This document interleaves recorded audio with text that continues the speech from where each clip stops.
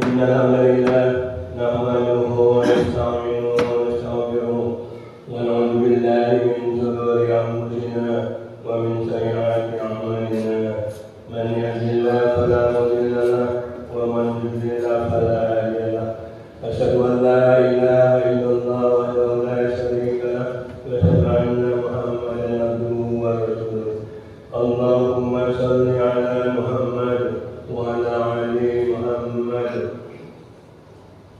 أما بعد فيا عباد الله اتقوا الله حق تقاته ولا تموتن إلا وأنتم مسلمون قال الله تعالى في القرآن الكريم أعوذ بالله من الشيطان الرجيم بسم الله الرحمن الرحيم يا أيها الذين آمنوا اتقوا الله حق تقاته ولا تموتن إلا وأنتم مسلمون صدق الله العظيم.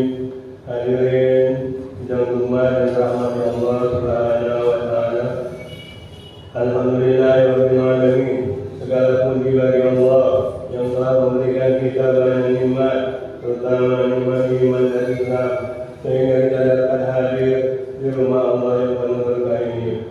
Selanjutnya selawat beserta salam semoga selalu tercurahkan kepada Nabi kita Muhammad sallallahu alaihi wasallam, keluarga, sahabat, serta umat akhir zaman. Hadirin yang dirahmati Allah Subhanahu wa taala. Adapun judul khutbah kita yang singkat ini adalah solusi Islam mengatasi persoalan ekonomi. Hadirin yang dirahmati Allah Subhanahu wa taala, khotib mengajak kita semua mari kita meningkatkan iman dan takwa kita kepada Allah Subhanahu wa taala, karena dengan takwa ini kita akan bahagia selama dunia dan akhirat di akhir zaman saat ini. Hadirin yang dirahmati Allah Subhanahu wa taala, di tengah upaya pemerintah mendorong pertumbuhan ekonomi, Menteri Keuangan yang baru berupaya menarik dana 200 triliun dari Bank Indonesia untuk disalurkan melalui perbankan sebagai dari dunia usaha. Kebijakan ini dimaksudkan untuk memacu pertumbuhan ekonomi yang saat ini hanya 5,12%. Sementara target pemerintah Bapak Presiden Prabowo mencapai 8%. Namun para ekonom menilai langkah tersebut tidak menyentuh akar masalah, karena penyaluran dana ke bank tidak otomatis menyelesaikan kompleksitas ekonomi nasional. Berbagai indikator makro, daya beli masyarakat lemah, konsumsi rumah tangga lesu, rupiah terus melemah, dan gelombang PHK massal menekan sektor manufaktur maupun digital. Akibatnya sekitar 9 juta orang terlempar dari kelas menengah dan bergeser ke kelompok rentan miskin. Bahkan menurut standar Bank Dunia, 60,3% penduduk Indonesia kini masuk kategori miskin atau rentan miskin. Hadirin yang berhormat dan dirahmati Allah Subhanahu wa taala, lebih jauh beban ekonomi kian berat dengan hutang pemerintah yang tempo 800 triliun, ditambah bunga lebih dari 500 triliun, sementara pajak yang tinggi menambah tekanan rakyat. Kondisi ini menggambarkan kerapuhan sistem kapitalisme yang bertumpu pada utang ribawi dan beban pajak, tetapi gagal menghadirkan kesejahteraan. Di sisi lain, kekayaan sumber daya alam yang seharusnya menopang perekonomian justru masih dikuasai pihak asing dan asing. Ini semakin mempersempit ruang pemulihan ekonomi dalam negeri. Masyarakat muslimin rahimakumullah, pertumbuhan ekonomi sering dijadikan indikator utama keberhasilan negara. Padahal angka ini bersifat agregat dan tidak selalu mencerminkan kondisi real masyarakat. Secara teknis, pertumbuhan dihitung dari peningkatan total barang dan jasa, terutama konsumsi rumah tangga, tanpa membedakan kontribusi antar kelompok pendapatan. Akibatnya, Meski sebahagian kecil masyarakat meningkatkan belanja, mayoritas yang lain belinya menurun, tetap tersamarkan dalam data. Paradoks pun muncul, ekonomi makro tampak tumbuh, sementara di tingkat mikro kecil kesenjangan dan kemiskinan justru memburuk. Karena itu, pertumbuhan yang bisa dijadikan satu-satunya tolak ukur diberlakukan indikator lain yang lebih inklusif, seperti tingkat kemiskinan, ketimpangan pendapatan atau indeks Gini, serta akses terhadap pelayanan dasar. Sayangnya, dimensi ini diabaikan pemerintah yang tetap mengendalikan model fiskal neoliberal. Menteri Keuangan bersikeras mengelontorkan 200 triliun dari pajak rakyat ke sektor keuangan dengan efektivitas yang belum jelas. Resiko besar pun mengintai, sebab dana itu bisa saja terserap di instrumen spekulatif atau justru mengalir untuk proyek-proyek oligarki, bukan untuk memperbaiki kesejahteraan rakyat secara merata dan berkelanjutan. Masyarakat muslimin rahimakumullah. Said Taqiyuddin An-Nawawi, ulama dan pemikir Islam abad ke-20, menegaskan bahwa persoalan utama ekonomi bukan pada jumlah kekayaan, tetapi distribusinya. Dalam An-Nizam Al-Ittihadi fi Al-Islam, beliau menjelaskan pembagian kepemilikan menjadi 3 individu, yaitu milkiyah fardiyah umum, milkiyah amanah, dan negara, milkiyah ad-dawlah. Konsep ini menutup celah privasi sumber daya strategis, karena aset publik seperti air, listrik dan tambang wajib dikelola oleh negara untuk rakyat.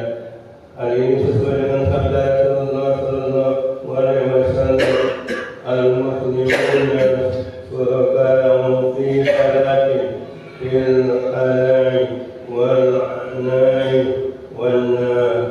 Artinya, kaum muslimin berserikat dalam 3 hal, ada rumput, air, dan api. Hadis riwayat Abu Daud, Ahmad bin Majah.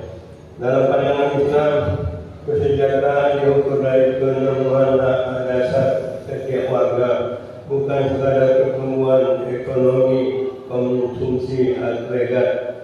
Distribusi kekayaan dalam Islam adalah tujuan utama kebijakan ekonomi. Allah Subhanahu wa Ta'ala juga berfirman, "Kaila yakuna dulata bainal aghniyai minkum."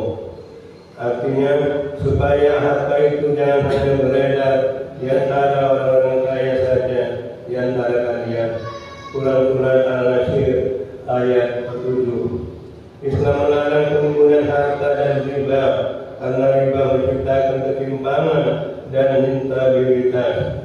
Allah Subhanahu wa Ta'ala berfirman, yang artinya orang-orang yang memakan atau mengambil riba tidak dapat berdiri melainkan seperti orang yang kerasukan setan lantaran tekanan penyakit gila. Kadang mereka demikian sebabkan mereka berpendapat bahwa jual beli itu sama dengan riba. Padahal Allah telah menghalalkan jual beli dan mengharamkan riba. Quran Surah Al-Baqarah ayat 275. Sebaliknya, Islam mendorong agar harta terus berputar melalui muamalah real, zakat, infak, sedekah, hibah, dan wakaf.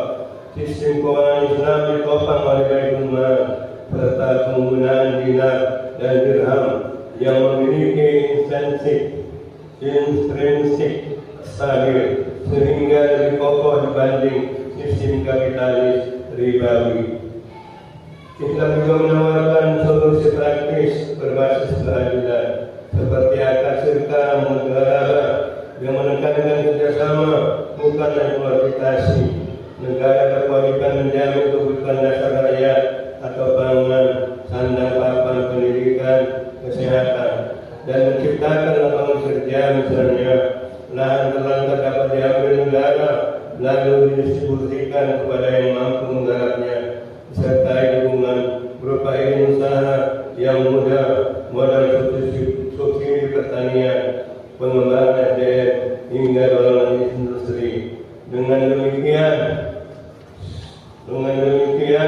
ekonomi Islam bukan sekedar mengejar angka pertumbuhan, tetapi mengajarkan keadilan sosial, keberkahan, dan kesejahteraan yang merata. Masyarul muslimin rahimakumullah. Dengan landasan iman dan takwa, penerapan sistem ekonomi Islam akan menghadirkan keberkahan hidup, sebagaimana firman Allah Subhanahu wa taala yang artinya, andai penduduk negeri-negeri beriman dan bertakwa, pasti kami akan melimpahkan kepada mereka keberkahan dari langit dan bumi. Akan tetapi mereka mendustakan ayat-ayat kami itu.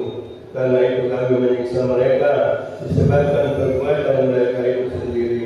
Quran Surat Al-A'raf ayat 96. Karena itu, di tengah ketidakpastian global dan kompleksitas ekonomi nasional, sudah saatnya pemikiran ekonomi Islam, khususnya dari ulama besar seperti Syekh Saifuddin An-Nabawi, dijadikan solusi fundamental dan hanya dapat diwujudkan secara sempurna melalui institusi khilafah dengan penerapan syariah Islam secara kafah. Allahu a'lam bishawab. Demikian khutbah kita yang singkat ini. Mudah-mudahan Allah memberikan pertolongannya kepada kita sehingga kita dapat bangkit dan maju untuk kedepannya. Dan mari kita nanti berdoa kepada Allah Subhanahu wa taala agar apa yang kita sampaikan ini dikabulkan oleh Allah Subhanahu wa taala. Barakallahu li wa lakum fil Qur'anil Majid wa nafa'ani wa iyyakum bima fihi min al-ayati wal dhikril hakim. Innahu huwal ghafurur rahim.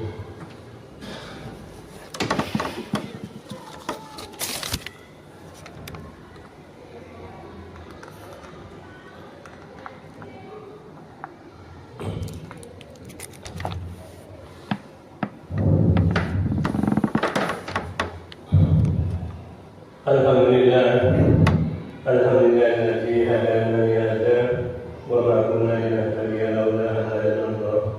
Asyhadu an la ilaha illallah wa la syarika lah wa asyhadu anna Muhammadan abduhu wa rasuluh. Allahumma shalli ala Muhammad wa ala ali Muhammad. Amma ba'du fa ya ibadallah, ittaqullaha haqqa tuqatih wa la tamutunna illa wa antum muslimun. قال الله تعالى في القرآن العظيم: أعوذ بالله من الشيطان الرجيم. بسم الله الرحمن الرحيم. إن الله وملائكته يصلون على النبي يا أيها الذين آمنوا صلوا عليه وسلموا تسليما. اللهم صل على محمد وعلى آل محمد كما صليت على إبراهيم وعلى آل إبراهيم وبارك على محمد وعلى آل محمد كما باركت على إبراهيم وعلى آل إبراهيم في العالمين إنك حميد مجيد.